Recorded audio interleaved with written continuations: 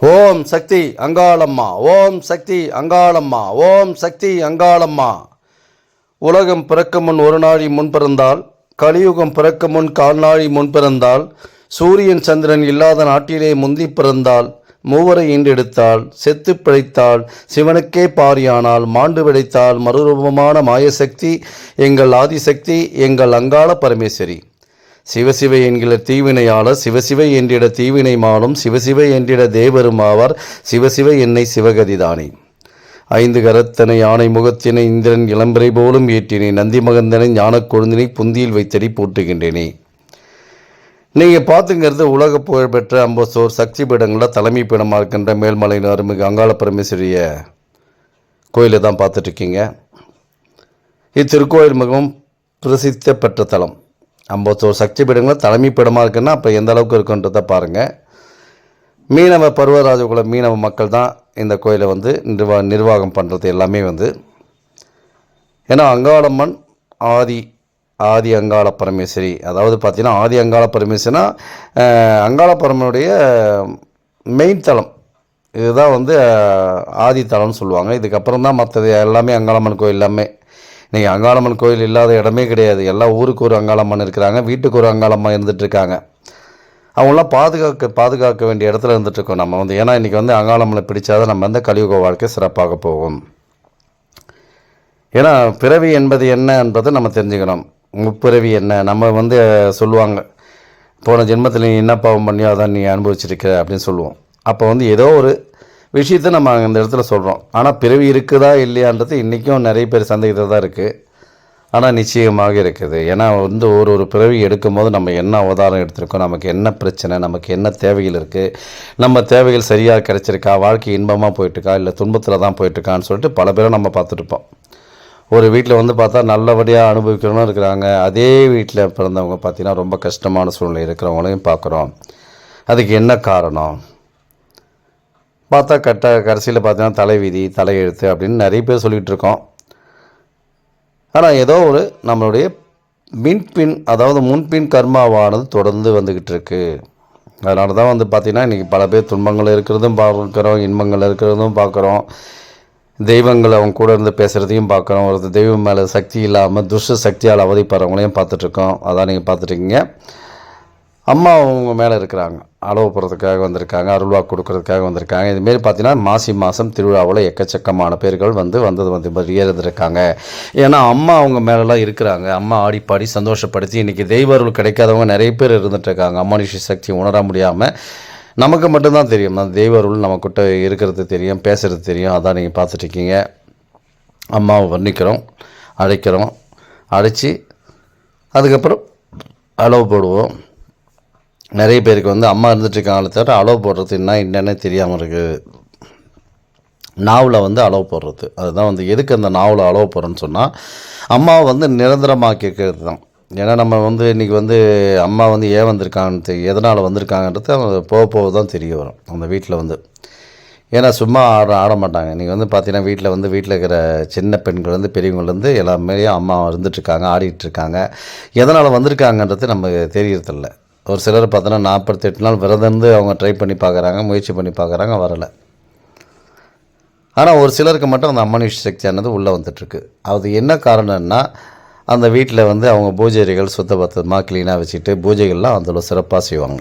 வீட்டில் வந்து பார்த்திங்கன்னா பூஜை அறையே கோயில் மாதிரி இருக்கும். அவங்க மேலே தான் அம்மா இருப்பாங்க. இது தெரியறதில்ல. ஆசாபாசமாக செய்வாங்க. அவங்க செய்யும் போதெல்லாம் ஒவ்வொரு விஷயமும் வந்து ஆசைப்பட்டு செய்வாங்க. அம்மாவுக்கு எனக்கு இது பிடிக்குமா, அதை பிடிக்குமா, எதை வைக்கலாம், எதை வைக்கக்கூடாது அப்படின்றதெல்லாம் தெரியாது. பார்த்திங்கன்னா ஏதோ வச்சு அவங்க படைப்பாங்க. அந்தளவுக்கு பிடிக்கும் அவங்களுக்கு. ரொம்ப தெய்வ சக்தியானது அவன் சிந்தனையை தூண்டி விட்டுக்கிட்டே இருக்கும். அவங்களுக்கு வந்து இதை செய்ய அதை செய்ய சொல்லிட்டு வழி நடத்தும்.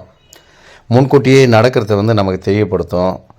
ஏன்னா நம்ம வந்து வாழ்க்கை வாழ்கிறது எதுக்குன்னு சொன்னால் ஒவ்வொரு விஷயமும் நமக்கு தெரியும். அடுத்தது என்ன நடக்க போகுன்றது தெரிஞ்சால் தான் நம்ம வந்து வாழ்க்கை சிறப்பாக இருக்கும். இல்லைனா வந்து பார்த்திங்கன்னா வாழ்க்கையே வந்து கண்ணில் கட்டி காட்டில் விட்ட மாதிரி தான் இருக்கும். அதனால் பல பதிவுகள் கொடுக்கணும்னு கொடுத்துட்ருக்கேன். ஏன் வந்து தெய்வங்கள் நம்மக்கிட்ட இருக்குது, ஏன் தெய்வ சக்தி இல்லை, யார் ஒரு சிலர் ஜெயிக்கிறாங்க, ஏன் ஒரு சிலர் ஜெயிக்க முடியலன்னு சொன்னால் இதுதான் காரணம். என்னென்னா மனசை வந்து ஒருநிலைப்படுத்தினா வந்து அவங்க நிச்சயமாக ஜெயிக்கலாம். மனசு வந்து நம்ம கண்ட்ரோலில் இருக்கணும். ஏன்னா ஒரு விதையை விதைக்கிறான்னா அந்த விதையை வந்து எவ்வளோ வளர்ச்சி அடையுமோ அவ்வளோதான் வளர்ச்சி அடையும். நீ புல்லாக பிறந்துட்டு நான் ஆலமரமாக வருவேன் அரச மரமாக வருவேன்னா எப்படி வர முடியும்? அவ்வளோதான். புல்லோட வளர்ச்சி என்னவோ அதை மட்டும்தான் பண்ண முடியும்.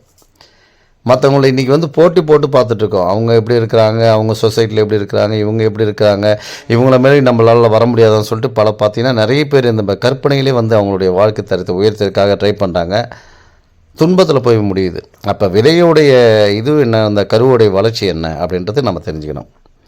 அதுக்கு தான் வேறுபடுத்தி காட்டிருக்காங்க. உலகமே வந்து பார்த்திங்கன்னா பல இடத்துல அப்படியே ஒவ்வொரு சக்தி இயங்கிறத நீங்கள் பார்த்தீங்கன்னா தெரிய வரும். அதெல்லாம் பார்க்கணும், உணரணும். இயற்கை என்பதை இன்றைக்கி நம்ம எல்லாமே விட்டுட்டு தொலைச்சி போயிட்டுருக்கோம். இன்றைக்கி இயற்கைக்கு பார்த்தா நீங்கள் வந்து பார்க்கில் போய் உட்காந்துட்ருக்கோம். அந்தளவுக்கு இயற்கையுடைய விஷயங்களே தெரியாமல் இருக்குது. நெல் எப்படி விளையுது, மல்லாட்டை எப்படி விளையுது, பூமியிலேருந்து எப்படி விளைச்சிருக்கு, எல்லா கனிம வளங்கள்லாம் எப்படி உற்பத்தி ஆகுது, இதெல்லாம் சிந்திச்சிங்கனாவே போதும். அதுக்குள்ளே உங்களுக்கு நிறைய மாற்றுதல் தெரியும். சாதாரண ஒரு வாழை மரத்தை எடுத்துங்க. வாழை மரத்தில் பார்த்தீங்கன்னா ஒரே ஒரு குலை தான், ஒரே ஒரு பூ வைக்கிது, ஒரே ஒரு குலை தள்ளுது. ஏன்னா அவ்வளோதான், அதுக்கு அதெல்லாம் தாங்கக்கூடிய சக்தி. அதுக்கே பார்த்திங்கன்னா முட்டு கொடுத்து வச்சுருப்பாங்க, ஒரு கவை கொடுத்து அந்த கிளையை வந்து முட்டு கொடுத்து வச்சுருப்பாங்க. அதுக்கு மேலே அது 2-3 தொங்குறதுக்கு வாய்ப்பு இல்லை. அவ்வளோதான் அவருடைய வளர்ச்சியை. நான் 4 தொங்குன்னா 4 தொங்க முடியுமா? அந்த இடத்துல தொங்க முடியாது.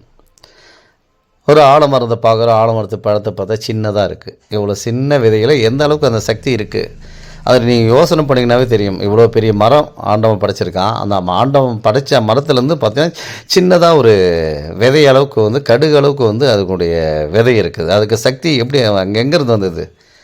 அப்போது உன்னுடைய தகுதி என்ன, நீ என்ன கர்மாவை அனுபவிக்க வந்திருக்க, உனக்குள்ளே என்ன திறமை இருக்குது, நீ எந்த அளவுக்கு வளர்ச்சி அடைய போகிற, இந்த வளர்ச்சி அடைகிற விஷயத்தில் நம்ம எந்த மாதிரி சந்தோஷப்பட்டுருக்குன்னு தான் பார்க்கணும். நீங்கள் பார்த்தீங்கன்னா பணத்தை தேடி நிறைய பேர் ஓடிட்டுருக்காங்க.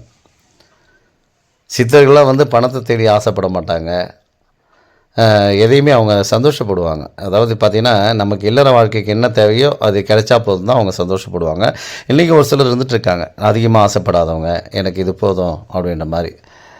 எல்லாமே ஆப்போசிட்டாக இருக்கும். எல்லாமே பார்க்கலாம். எல்லாமே வந்து பார்த்திங்கன்னா ஒவ்வொரு விஷயத்துக்கும் ஒரு ஒரு பிரச்சனை இருந்துக்கிட்டே தான் இருக்குது. அதான் நீங்கள் சாமி ஆடிக்கிட்டு இருக்கு, சாமி வந்து அருள்வா கொடுக்கும். ஏன்னா நம்மளுடைய தகுதி என்ன, நம்ம எதுக்கு ஆசைப்படுறோம், அந்த ஆசைப்படுறத வந்து அடையிறதுக்கு என்ன வழிகள் இருக்குது. முயற்சி இல்லாமல் எதுவும் நமக்கு கிடைக்காது. அதனால் முயற்சி இருக்கணும். அதுக்கேற்ற மாதிரி எல்லாமே அரவணைச்சி, அன்போடு அரவணைச்சி எல்லாரையும் சுற்றி என்னென்ன நடந்துட்டுருக்கு, நம்ம யார் வந்து இன்பமாக இருக்கிறோமா, துன்பமாக இருக்கிறோமா, நம்ம கூட இருக்கிறவங்க எல்லோரையும் சந்தோஷப்படுத்தி பார்த்துட்ருக்கோமா, இல்லை கஷ்டப்படுத்தி பார்த்துட்ருக்கோமா, அந்தளவுக்குலாம் பார்க்கணும். பார்க்கும்போது தான் அடுத்த பிறவியாவது நமக்கு நல்ல பிறவியாக இருக்கும். அந்த பிறவி எதுக்காக எடுத்துருக்கோன்னு சொன்னால் சந்தோஷப்படுத்து தான். மனிதனுக்கு கிடைக்காத ஒரு இது அற்புதம் எதுலேயுமே கிடையாது, எந்த ஜீவராசியிலும் கிடையாது. மனிதனுக்கு தான் அற்புதமான விஷயங்கள்லாம் இருக்குது. அதாவது 6 அறிவு படித்தவன் சொல்லிட்டு மனிதன் சொல்கிறான். 6 அறிவுன்றது இல்லை, எல்லா ஜீவராசிகளுக்கும் 6 அறிவு இருக்குது. மனிதனுக்கு மட்டும் 6 அறிவு. ஏன்னா அதை பயன்படுத்தக்கூடிய இடத்துல மனிதன் இருக்கிறான். மற்ற எல்லாமே ஜீவராசியில் இருக்கிறதே தவிர அதை பயன்படுத்த முடியாது. மனிதன் நினச்சா விண்கலத்திலே போயிட்டு விண்ணியை தொட்டிட்டு சந்திராயன் விண்கலத்தெல்லாம் போய் பார்த்துட்டு வரான். அதே வேறு யாருன்னா செய்ய முடியுமா? செய்ய முடியாது. மனிதனால் மட்டும்தான் அது. ஏன்னா கடவுளுடைய அம்சம். நம்ம வந்து கடவுளாகவே பிறந்திருக்கிறோம், கடவுளாகவே வாழ்ந்துட்டுருக்கோம். பல பேருக்கு வந்து நன்மை செய்கிற இடத்துல நிச்சயமாக நம்ம இருப்போம். நம்மளை கீழே இருக்கிற எவ்வளோ ஜீவராசிகள் நமக்கு கீழே வந்து கண்ணுக்கு தெரியாத ஜீவராசிகள்லாம் இருந்துட்டுருக்கு. அதெல்லாம் இன்றைக்கி நம்ம பார்த்து எதையும் பார்க்காம போயிட்டுருக்கோம். ரோட்டில் பார்த்திங்கன்னா அவசர சூழ்நிலை ஓடிட்டு இருக்கோம். பைக்கில் பார்த்தா அவ்வளோ வேகமாக போட்டுருக்காங்க, காரில் வேகம், வேன்லேயும் வேகம். நம்ம கீழே எத்தனை ஜீவராசியில் அடிபடுது சாவுதுன்னு கூட தெரியாது. நிறைய பேர் கண்மூடித்தனமாக போயிட்டுருக்காங்க, பார்க்குறதே இல்லை. கீழே வந்து என்ன இருக்குது ஏது இருக்குன்னு கூட பார்க்கறதில்ல. அதெல்லாம் பார்த்திங்கன்னா இந்த சாமியார்லாம் போகும்போது பார்த்திங்கன்னா வெண்சாமரை விட்டு அந்த மண்ணுக்கு இடத்த வந்து விசிறுவாங்க. விசிறி என்ன பண்ணுவாங்க நடக்கும்போது, ஏன்னா ஒரு பூச்சி கூட அடிபடக்கூடாதுன்னு நினைக்கிறவங்க.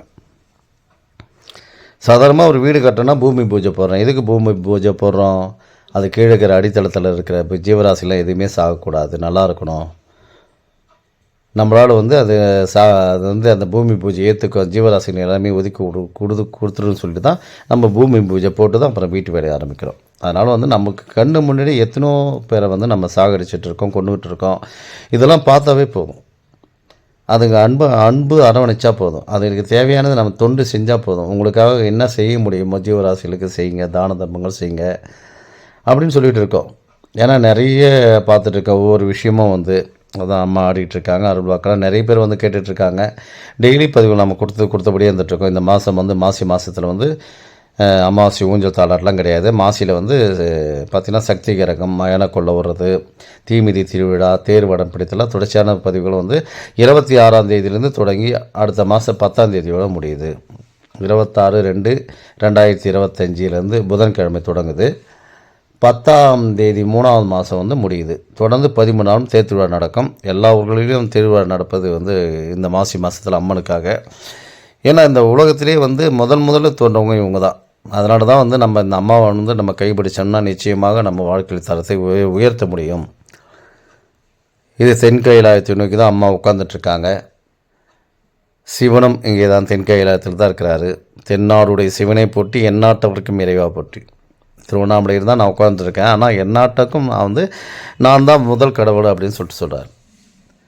அம்மா என்ன சொல்கிறாங்கன்னா, சிறுவரும் மலையனூர் வந்து 56 தேசம் எங்கும் நிறைந்தார். நான் வந்து இங்கே உட்காந்த பிறகு தான் 56 தேசத்திலே இருக்கிறேன். நான் முதல்ல அடிபீடம் இது தான். சிவனுக்கு அடிபீடம் பார்த்தீங்கன்னா திருவண்ணாமலை, மலையனூருக்கு அடிபீடம் அங்காளம்மன்.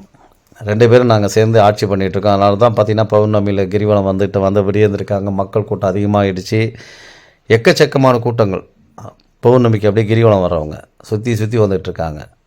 ஒரு பௌர்ணமிக்கு வந்து போங்க. நம்மளுடைய கர்மா கழியணுன்னா நீங்கள் வந்து திருவண்ணாமலை மலையே கிரிவலம் வந்தால் போதும். நம்மளை பிடிச்ச அத்தனை கர்மாக்களும் அழியும், குறையும், படிப்படியாக குறையும் சொல்லிக்கிட்டே இருக்கலாம். நீங்கள் போகும்போது சும்மா போகக்கூடாது. அந்த பாடலோடு நம்ம சிந்தனை எல்லாமே சிதற விடாமல் மலை சுத்தம் போதே சிவசிவை என்கிற தீவினையாளர் சிவசிவை என்றிட தீவினை மாலும் சிவசிவை என்றிட தேவருமாவார் சிவசிவை என்னை சிவகதி தானே. அற்புதமான பாடல். அப்படியே தொடர்ச்சியாக நீங்கள் சொல்லி அப்படியே மலை கிரிவலம் வரும்போது எந்த சிந்தனை இருக்கக்கூடாது. இந்த பாடல் மட்டும் நீங்கள் சும்மா அப்படியே சொல்லிகிட்டே வாங்க. ஆட்டோமேட்டிக்காக சிவனுடைய அருள் நிச்சயமாக கிடைக்கும். நம்மளுடைய முன்பின் கர்மாவாக இருந்தால் அதை கழிஞ்சிடும். மலையனூரில் என்ன விஷயம்னா வந்து துஷ்ட சக்திகள் இன்றைக்கி வந்து பார்த்திங்கன்னா அம்மானுஷ்வி சக்தி, பிளாக் மேஜிக் அப்படின்னு சொல்லிட்டு நிறைய பேர் சொல்லிகிட்டு இருக்காங்க. அதுக்கெல்லாம் லட்சக்கரங்களை செலவு பண்ணிட்டுருக்காங்க. 2 லட்சம், 3 லட்சம், 5 லட்சம், 10 லட்சம். எதையுமே தொழிலில் தடை, திருமணத்தில் தடை, குழந்தையின் மேலே தடை, எல்லாத்தையுமே வாழ்க்கை போராட்டம் நம்மளை சுற்றி வந்து சூழ்ச்சி பண்ணிகிட்டு இருக்காங்க. ஏதோ ஒன்று நடந்துகிட்ருக்கு, ஆனால் என்ன நடக்குதுன்னே தெரியல சார், எதையுமே எங்களால் செய்ய முடியலன்றது. அதை சரி பண்ணுறதுக்கு தான் மலையனூர். துஷ்ட சக்திகளில் வந்து மெயின் தளம் பார்த்திங்கன்னா இதுதான் மலையனூர் தான். இதுதான் மெயின் தளம், ஆதித்தளம். இந்த இடத்துல வந்தாங்கன்னா அத்தனை சக்திகளும் அவங்களுக்கு வந்து நிச்சயமாக அந்த கெட்ட சக்தியிலேருந்து விடுபடுவாங்க. நாங்கள் வந்து நிறைய ஓட்டிகிட்ருக்கோம். பேய், பிசாசு, பில்லி, சூன்யம், ஏவல், செய்வினை கோளாறு, எந்த பாதிப்பாக இருந்தாலும் இந்த இடத்துல நிவர்த்தி ஆகுது. அப்போ என்னென்னா வந்து நம்ம இந்த கோயிலுடைய ஐதீகம் என்ன, வரலாறு என்ன, இதெல்லாம் தெரிஞ்சுக்கினேன்னா நீங்கள் வந்து ஜெயிக்கலாம். அதான் நிறைய பேர் வந்து பாருங்கள், நிறைய பேர் வந்து அக்னி சட்டி ஏந்தி வந்துட்டுருக்காங்க. தீ மிதிக்கிற தரவங்கலாம் பார்த்திங்கன்னா 2ஆம் தேதி வந்து தீமிதி திருவிழா நடப்படும். ஞாயிற்றுக்கிழமை எல்லாருமே சக்தி மாலை இப்போ போட்டுட்ருக்காங்க. 5 நாள் விரதம் இருக்கலாம், 7 நாள் இருக்கலாம், 9 நாள் இருக்கலாம். நான் மந்திர புக்கெலாம் வந்து ரெடி பண்ணிகிட்ருக்கேன். இன்னும் 2 நாளில் ரிலீஸ் பண்ணிவிடுவேன். உங்களுக்கு தேவைப்பட்டவங்க வாங்கிக்கலாம். 500 தான் மந்திர புக்கு. அதான் கூட வந்து காப்பு கட்டுற கயிறுலேருந்து பத்திரிக்கையிலேருந்து நம்ம வச்சு அனுப்ப போகிறோம். வேணுன்றவங்க இங்கே வந்து வாங்கிக்கலாம், இல்லை கொரியர்ஸ்லேயும் அனுப்புகிறோம். அன்றைக்கி மாலை அதாவது பார்த்திங்கன்னா நெருப்பு அன்றைக்கி மெரிக்கிற அன்றைக்கி கூட நீங்கள் அந்த புக்கெல்லாம் வாங்கிக்கலாம். 500 புக்கு வந்து எல்லாருக்கும் மிடில் கிளாஸ் எல்லாருக்குமே கிடைக்கணும் தான் அந்த புக்கை நான் ரெடி பண்ணிகிட்ருக்கேன். இன்னும் பல விஷயங்கள் செல்வ வளம் சேர்வதற்குண்டான டிப்ஸு 500 தான். அதுவும் மேற்கொண்டு பார்த்திங்கன்னா நம்ம வந்து எந்த நாளில் என்னென்ன சுபகாரியங்கள் செய்யலாம் செய்யக்கூடாது அப்படிங்கிற விஷயமும் அதுவும் 500 தான். இது பேசிக் லெவல் மாதிரி. அடுத்த லெவலில் உங்களுக்கு வந்து உயர்ந்த நிலை தேவை. ஏன்னா நம்ம வந்து மந்திரத்துக்குள்ளே வரணும், சக்திக்குள்ளே வரணும், நமக்குள்ளே என்ன நடக்குதுன்றதுலாம் தெரிய வரணும். இன்றைக்கி நிறைய பேர் கிளாஸ் 10,000 15,000 கொடுத்து செலவு பண்ணி செஞ்சுட்டு வராங்க. ஆனால் வந்து பலன் தரலை. அதனால் நிறைய பேர் கேட்குறாங்க, ஐயா நீங்கள் வந்து சொல்லுங்கள் ஐயா, நீங்கள் செய்யுங்க ஐயா, உங்ககிட்ட நான் வாங்கிக்கிறேன்னு. அதனால் 500 மினி பட்ஜெட், அதை வச்சு பார்த்து பரவாயில்ல சார், இப்போ நாங்கள் வாழ்க்கை தரத்தை உயர்த்திருக்கிறோம். ஏன்னா எந்த இடத்துல மந்திரங்கள் ஒழிக்குதோ நிச்சயமாக அந்த இடத்துல வந்து துஷ்ட சக்திகள் வராது. நம்ம அந்த இடத்துல இருந்துகிட்ருக்கோம். நம்ம வந்து இப்போ இன்றைக்கி ஹோமம் பண்ண முடியாது. இன்றைக்கி கிட்டத்தட்ட ஹோமம் பண்ணோன்னா 50,000 1 லட்சம் செலவு பண்ணாதான் ஐயர்களை வச்சு யாக பூஜை நடத்த வேண்டிய சூழ்நிலை இருக்கும். அது பண்ண தேவையில்லை. நீங்களே உங்களை வந்து தற்காப்பு கலைக்காக நம்ம டெய்லி தினந்தோறும் ஒரு 10 நிமிஷம் 1/4 மணி நேரம் அதை தியானிக்கிறதா போதும். குலதெய்வ பித்ருக்குள் சாபம், மந்திர சக்தி, எந்தெந்த இறைவனை எந்தெந்த மாதிரிலாம் நம்ம துதிக்கணுன்ற புக்கிலே இருக்கும். அதை நீங்கள் தொடர்ந்து பயிற்சி எடுத்துக்கிட்டாவே போதும். தினசரி ஒரு 10 நிமிஷம் 1/4 மணி நேரம் நீங்கள் ஒதுக்கிட்டு இறைவனை ஒதுக்கிட்டு அந்த நேரத்தை ஒதுக்குங்க. பிரம்ம முகூர்த்த நேரத்தில் மிகவும் சிறப்பாக பயன்படுத்துங்க. அதாவது பார்த்திங்கன்னா 3 மணிலேருந்து 6 மணிக்குள்ளே பிரம்ம முகூர்த்த நேரம். அந்த நேரத்தில் இந்த மந்திரங்கள் நமக்கு டிஸ்டர்பன்ஸ் என்னென்ன இருக்குதோ அதெல்லாம் நினச்சி ரெகுலராக ஃபாலோ பண்ணிட்டு வாங்க. நிச்சயமாக உங்களுக்கு வந்து அருளும் ஆசீர்வாதம் நிச்சயமாக கிடைக்கும். ஏன்னா இந்த மந்திரத்தோடு சேர்த்து நம்ம பண்ணிகிட்ருக்கோம். ஏன்னா இன்றைக்கி வந்து பார்த்திங்கன்னா நிறைய பேர் வந்து உள்ளே போய் தீபார்த்தனம் பண்ணும்போது எதையுமே சொல்ல தெரியாமல் இருக்கிறாங்க. அதனால் ஒரு 10 பாட்டு தெரிஞ்சு வச்சுங்க, உட்காருங்க, நீங்கள் வந்து தியானம் பண்ணுங்கள், மந்திரத்தை உருகொடுங்க. 108 போற்றி எல்லாமே அங்காளமுடைய உடற்கட்டு கவசம் எல்லாமே நம்ம கொடுத்துட்ருக்கோம். அந்த புக்கில் இருக்குது. மந்திர சக்திக்கு வந்து உயிர் கொடுக்கும்போது நிச்சயமாக உங்களுக்கு வந்து தடுமாற்றம் இருக்காது. மனம் வந்து ஒருநிலை பண்ணால் அப்புறம் தான் மந்திரங்கள் தேவைன்னு சொன்னான். எதுக்கு யாராவது ஜெயிக்கிறாங்கன்னா அந்த மனசை ஒருநிலைப்படுத்துகிறவங்க ஜெயிச்சிட்டே இருப்பாங்க. மனசு தடுமாற்றமாக இருக்குதுன்னு பார்த்தீங்கன்னா அவங்கள வந்து அந்த மந்திரத்துக்குள்ளே வரும்போது மனசு ஒருநிலைப்படும். அதுக்காக தான் மந்திரத்தை வந்து எல்லாருமே பயன்படுத்துங்கன்னு சொல்கிறாங்க. அதனால் நான் உடற்கட்டு மந்திரத்துலேருந்து எல்லா மந்திரங்களும் அந்த புக்கில் வந்து கொடுத்துருக்குறேன். 500 தான் அதனுடைய ரேட்டு. நீங்கள் கொரியர்ஸ் வேணாலும் நம்ம அனுப்பிச்சி விட்றோம், இல்லை இங்கே வந்து வாங்குறவங்களும் வாங்கிக்கலாம். மாதம் அதை எப்படி பயன்படுத்துகிறோங்கிறது நம்ம பயிற்சி கொடுக்க போகிறோம். அந்த பயிற்சியை பார்த்து நீங்கள் அந்த மந்திரத்தை வந்து மனப்பாடம் பண்ணி நீங்கள் வீட்டில் உபயோகித்து அதனுடைய இல்லற வாழ்க்கை சிறப்பாக இருக்கிறதுக்கு நீங்கள் முயற்சி பண்ணிக்கலாம். இப்போ நீங்கள் வந்து கழுப்பு எடுக்கிறது தான் பார்த்துட்ருக்கீங்க. ஏன்னா வந்து நம்ம நிறைய சொல்லியிருக்கோம் இல்லையா, ஏவல், செய்வனை, கோளாறு, பேய், பிசாசு, பில்லி, சூன்யம். வராகி சிலையை போட்டிருக்கோம் பாருங்கள். வராகி சிலையை போட்டுட்டு அவங்களுக்கு வந்து நம்ம வந்து பூஜைகள் பண்ணுறோம். பூஜைகள் பண்ணும்போது அவங்களுக்கு எந்த தடுமாற்றமாக இருந்தாலும் நிச்சயமாக வாழ்க்கையில் வெற்றி பெறுவாங்க. துஷ்ட சக்திகள், கெட்ட சக்திகள், அமானுஷ சக்தியால் பாதிக்கப்பட்டிருந்தால் அவங்க நிச்சயமாக விடுதலை ஆகும். இதுக்கு எவ்வளோ செலவு என்ன எதுன்றது நாங்கள் சொல்லுவோம். நீங்கள் வந்து ஆரம்பத்தில் வந்து ஒரு டெஸ்ட் பண்ணுறதுக்காக 2000 ரூபாய் கட்டினா போதும். அதை வச்சு உங்களுடைய பிரச்சனை என்ன, எதனால் வந்திருக்கீங்க, உங்களோட தொழிலில் தடையா, இல்லை திருமணத்தில் தடையா, இல்லை குடும்பத்திலே ஆட்டி படைச்சிட்ருக்கா, இன்றைக்கி அழுது புலம்பிகிட்ருக்காங்க. நிறைய பேர் அழுகுறாங்க. ஐயா எங்களுக்கு வாழ்க்கையில் வந்து சிறப்பாகவே இல்லைங்க ஐயா, ரொம்ப கஷ்டத்தில் வந்துட்டுருக்கோம், இதுக்கு என்ன பண்ணுறதுனே தெரியாமல் முடிச்சிட்ருக்கோம். அப்போ யாரை பிடிக்கணும்னா இறைவனை தான் பிடிக்கணும். அந்த இறைவனை பிடிச்சா தான் அந்த கருமாவானது குறைய ஆரம்பிக்கும். இறைவனை ஆப்போசிட்டாக எடுத்துக்கிட்டிங்கன்னா இந்த ஜென்மம் வந்து கடைசி வரைக்கும் நீ வந்து அனுபவிச்சுட்டு தான் போகணும். நம்ம மனித பிறவி எடுத்திருக்கோம், இல்லற வாழ்க்கை சிறப்பாக இருக்கணும், எல்லா தெய்வங்களோட ஆசீர்வாதம் நமக்கு கிடைக்கணும். இன்றைக்கி தெய்வத்தையே தடமாறி விட்டுட்டுருக்காங்க. குல தெய்வத்தை எங்கே இருக்குன்னு தொலைச்சிருக்கிறாங்க. பித்திருக்களுக்கு வந்து மூதாதையருக்கு கொடுக்குற பழக்க வழக்கெல்லாம் குறைஞ்சி போச்சு. ஏன்னா இருக்கிறவங்களுக்கே நம்ம சாப்பாடு போகிறதில்ல. அப்புறம் அதாவது மற்றவங்க இறந்தவர்களுக்காக நம்ம நினச்சி பார்க்க போகிறோம். அந்த மாதிரி சூழ்நிலை இல்லாமல் வந்துட்டுருக்கோம். அவங்க நிச்சயமாக இருக்கிறாங்க. குலதெய்வம் நம்ம கூட இருந்துட்டு தான் இருக்குது. ஒரு உயிரை யமனே பிடிக்கணும் நடந்து குலதெய்வத்தை கேட்டு தான் யமனே பிடிப்பானோம். அப்போ வந்து குலதெய்வத்துக்கு எந்தளவுக்கு முக்கியத்துவம் கொடுத்துருக்காங்க. பித்திருக்குள்ளே நம்மளை சுற்றி உள்ளே வந்துட்டு இருப்போம். ஆசீர்வாதம் நிச்சயமாக கிடச்சிட்டு இருக்குது. மாதத்துக்கு ஒரு நாள் அவங்களுக்கு உண்டான பூஜைகள்லாம் பண்ணோம்னா போதும். இந்த மாதிரி சிம்பிளான பூஜைகள் தான் நீங்கள் பண்ணாவே போதுமானது. உங்கள் கையால் இவங்க எதிர்பார்க்குறாங்க. ஆனால் இன்றைக்கி வந்து யாரும் செய்ய சூழ்நிலை இல்லை. அவசர காலங்கள் ஓடிட்டுருக்கு. கலியுகமே அந்த மாதிரி தான் ஓடிட்டுருக்கு. நம்மளும் வந்து அவசரப்பட்டு ஓடிட்டுருக்கோம். ஏன்னா நானே நிறைய திருவிழாவில் பார்த்துருக்கேன். திருவிழாவில் பார்த்தீங்கன்னா அன்றைக்கி பார்த்தீங்கன்னா மாட்டு வண்டியோடு வருவாங்க. வயசானவங்க எல்லாமே பார்த்தீங்கன்னா ஒரு 10 நாள் திருவிழானா 13 நாள் திருவிழாவும் இருந்து திருவிழாலாம் வீழ்ச்சி பார்த்துட்டு தான் போவாங்க. மாட்டு வண்டி, டிராக்டர் இல்லாமல் அப்படியே தங்கி இருந்து பார்த்தவங்களாம் இன்றைக்கி பார்த்தீங்கன்னா அவசரமாக வராங்க, அவசரமாக போயிடுறாங்க. அந்த ஒரே நாளில் வந்து நிற்கிறது கூட இல்லை. தெய்வத்துக்காக வந்திருக்கோம், சாமிக்காக, சாமி மலையனூர் அம்மாவை பார்க்கலாமான்னு வரோம். ஒரு 4 மணி நேரம் நிற்கிறது கூட அவங்களுக்கு பொறுமை கிடையாது. அப்படியே உடனே கிளம்பிடுறாங்க. கூட்டம் அதிகமாக இருக்குது, சரி வாங்க அடுத்த தடவை பார்த்துக்கலான்னு. எப்போ வந்தாலும் கூட்டம் அதிகமாக தான் இருக்கும். எதுக்காக நம்ம வந்திருக்கோம்? ஆஸ்பத்திரியில் டாக்டர்கிட்ட போய் பார்க்கணுன்னு போகிறோம். கூட்டமாகுதுன்னு போயிடுவீங்களா? நம்மளுடைய வயிற்று வலி, வேதனை யார் அங்கே சரி பண்ணுவா? அந்த டாக்டரால் தான் முடியும். அது அந்த அம்மாவால் தான் முடியும். நீ அம்மாவை பார்த்தா தான் அவனுக்கு வந்து அதை சிறப்பாக செயல்படுத்தி அது தூண்டுதல் எல்லாமே கொடுத்துருக்காங்க. இந்த இடத்துக்கு போக சரியாயிடும்னு ஏதோ ஒரு கேள்விப்பட்டியோ ஏதோ ஒரு மனசில் நினச்சோ ஏதோ வந்திருப்பேன். வந்து ஒரு லைனில் நிற்கிறது கூட அவசரப்படுறாங்க. குறைந்தபட்சம் 6 மணி நேரம் 7 மணி நேரம் ஆகும். திருப்பதிலாம் போனால் 2 நாள் ஆனாலும் இருந்து சாமி பார்த்துட்டு வரல. ஏன் அங்கே போய் அங்கே மட்டும் இருக்கிறோம், மற்ற கோயிலில் போனால் அர்ஜென்ட்டாக ஓடியாரோம். பக்தன் என்பவன் வந்து நின்று நிதானத்தோடு நின்று சாமியை பார்த்துட்டு தான் போவானா. பக்தி ஈடுபாடு இல்லாத என்ன பண்ணுவோன்னா பார்த்துக்கலாம் கூட. எங்களுக்கு இந்த அங்காளம்மன் கோயில்னா நான் வேறு எங்கேயோ இருக்குது, அங்கே நம்ம ஊர்லேயே இருக்குது பார்த்துக்கலாம். அந்த ஊருக்கு போனால் அங்கே பார்க்கவே மாட்டான். அங்காளம்மன் கோயில் அவங்க ஊர்லேயே இருக்கும், அதை போய் ஏறி எடுத்து கூட என்னான்னு கூட பார்த்துருக்க மாட்டாங்க. ஆனால் வந்தால் சொல்லுவாங்க நம்ம ஊர்லேயே இருக்கிற அங்காளம்மன் கோயில் அங்கேயே பார்த்துக்கலாம் அப்படின்னு போயிடுவாங்க. எதுக்காக இந்த இடத்துக்கு வரேன்னு சொன்னால் நம்மளை சுற்றி இருக்கிற இவ்வளோ பக்தர்கள் வராங்க. இவங்களுக்கெல்லாம் பயனடையாமல் இந்த இடத்துல வருவாங்க. இவ்வளோ மக்கள் வந்து கூடியிருக்காங்க. ஒரு கூட்டு பிரார்த்தனை எல்லாருமே சேர்ந்து அந்த மனசு நமக்கு உள்ளே வர ஆரம்பிக்கும். அதான் நீங்கள் பார்த்துருக்கீங்க, மயானக்காளி தான் பார்த்துட்ருக்கீங்க. மயானக்காளி இதுக்கு உள்ளே தான் நம்ம பூஜைகள் பண்ண போகிறோம். மயானக்குள்ளே வருவது பார்த்திங்கன்னா 27ஆம் தேதி காலையில் 10 மணிக்கெல்லாம் மயானக்குள்ளே விடுவோம். அதனால் பதிவுகள் கொடுக்கும்போது இதையே சேர்த்து கொடுத்துட்ருக்கேன். மலையனூர் வந்தால் நிச்சயமாக மாற்றத்தை ஏற்படுத்தி தருவாங்க. அதனால் ஒரு வருஷம் தொடர்ச்சியாக அமாவாசைக்கு தவறாமல் கடைப்பிடிக்கணும். பௌர்ணமிக்கு கரெக்டாக மாதம் பௌர்ணமி கிரிவலம் வரணும். இது தொடர்ச்சியாக பண்ணிட்டு பாருங்கள். ஒரே வருஷத்தில் உங்களை ஆட்டி படைக்கின்ற விஷயங்கள் அப்படியே எல்லாமே சுமூகமாக முடிஞ்சிடும். எப்படி முடிஞ்சுன்னே தெரியாது. அதனால தான் இன்றைக்கி வந்து பார்த்திங்கன்னா பௌர்ணமிக்கு திருவண்ணாமலையும் அமாவாசைக்கு வந்து மலையனூரும் நோக்கி வந்துட்டுருக்காங்க. இனி வருங்காலங்களில் வருவாங்க எக்கச்சக்கமாக கூட்டங்கள். இப்போ தெரிய ஆரம்பிச்சிருச்சு. இந்த இடத்துல போனவங்க தான் நமக்கு தீர்வு கிடைக்குன்னு தெரிஞ்சு தான் வந்துட்டுருக்காங்க. இன்னும் ஒரு சிலர்லாம் பார்த்தீங்கன்னா காஞ்சிபுரத்தில் அத்திவரதர்னு சொல்லிட்டு அது 40 வருஷத்துக்கு அப்புறம் தான் அவர் வெளியே வருவார். தண்ணியில் இருப்பார், தண்ணியில் மூழ்கியே இருப்பார் 40 வருஷத்துக்கு ஒரு முறை. எனக்கு இப்போ 50 வயசாகுது. நான் வந்து இப்போ தான் அவருடைய செயல்கள் பார்த்தா ஒரு மாதம் வரைக்கும் தான் வெளியே வந்து காட்சி கொடுப்பார். மறுபடியும் 40 வருஷம் மறுபடியும் உள்ளே போயிடுவார். உள்ளே வச்சு அந்த இதில் வைப்பாங்க.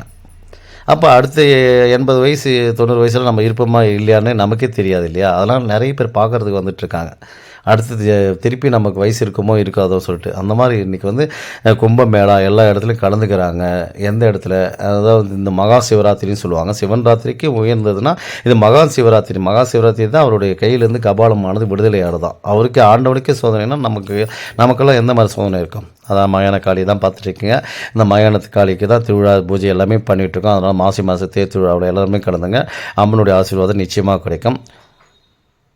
அதனால் இந்த சேனலுக்கு எல்லாமே லைக் பண்ணுங்கள், சப்போர்ட் பண்ணுங்கள், ஷேர் பண்ணுங்கள். நன்றி, வணக்கம். மேல்மலையனூர் தலைமை பூசாரி பூபதி ராஜா.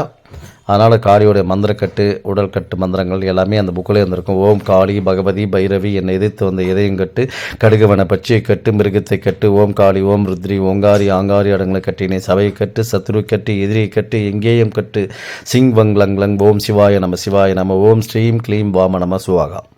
அதனால் எல்லா கட்டு மந்திரங்கள்லாம் கொடுத்துருக்கேன், வாங்கி பயன்படுங்கள். நன்றி, வணக்கம். மேல்மலையனூர் தலைமை பூசாரி பூபதி ராஜா.